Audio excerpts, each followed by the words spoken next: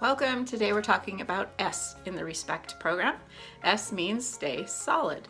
Staying solid is very straightforward. It's actually a corralling method, even though we have corralling as a separate thing, but it's a really important one, which is why it gets its own letters. This is actually founded in the bariatric surgery world, which actually has some pretty practical ways of solving problems, and one of them is that you never drink calories.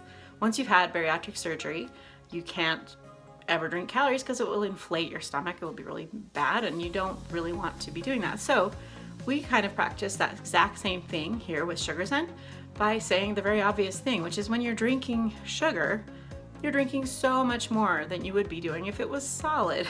So you're never going to drink sugar. I would love to say never drink calories, because why? But that's hard for some people. If milk is calories, a glass of wine is calories, and you don't want to be crazy about it. But the fact is, drinking calories is a really difficult thing that expands your capacity to take in a lot more sugar in a very short period of time. So if you can just say to yourself, I'm going to make this one change. I'm never going to drink sugar. Now, if that's no problem for you, great, you win. You're done for the day. You can just ponder on that thought. But if you do find that you have a habit of drinking sugar, then let's talk about it for just a second. What do you do, and when do you do it? Why do you do it?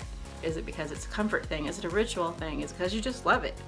Now, if I wake up and I have a cup of tea or something and I put a bunch of sugar in it because it makes me happy, then I need to understand, well, that's still drinking quite a bit of sugar. It's something I do every day. Why do I do that? What need does it fill for me? And be nice about that. That's great. If you do something because it makes you happy, that's a really wonderful reason. But we do need to find something that we can do in lieu of that, because we were trying to cut down our sugar intake. Of course, there's sugar substitutes, there's natural ones, and there's less natural ones. But the biggest thing is just about making sure that you still have your needs met, that you're still being nice to you, that you're still taking care of you, but you're doing it in a way that really takes care of you and helps you to beat this relationship with sugar that you've been building. So let's go ahead and spend a little bit of time in the questions today to think about, when do I drink sugar? Why do I drink it? What role does it play in my life? And the last piece is about the peg in the door. When there is the old-fashioned doors, they were huge wooden doors, and they didn't necessarily have nails back in the way long medieval days. They used wooden pegs. And if you wanted to drive out a peg in the door, you couldn't just hit the peg. You really would have to get another peg, put it up, and then you could hammer out that other peg. So that's kind of what we're doing in this situation, where we're replacing something that serves a function in our lives with something else that serves the same function.